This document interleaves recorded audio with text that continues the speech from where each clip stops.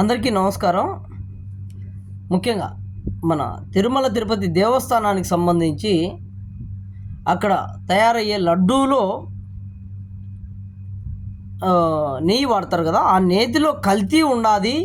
ఆ కల్తీ ఏంటంటే జంతువుల యొక్క కొవ్వును దాన్ని కల్తీ చేస్తున్నారని చెప్పేసి సమాచారం ఉంది.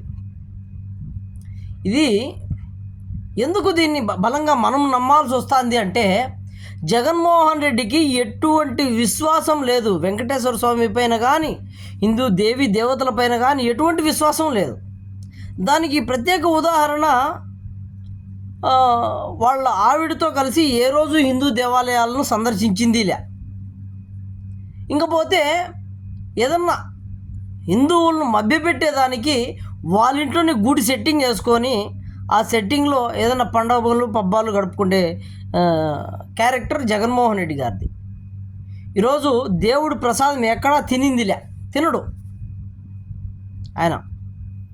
ఇంకపోతే ఇంతటి అన్యాయాలు అక్రమాలు బయట చేసిందే కాక దేవుని దగ్గర కూడా చేసినాడు కాబట్టి ఆయనకి దుస్థితి దాపురించిందని నేను బలంగా నమ్ముతాండా.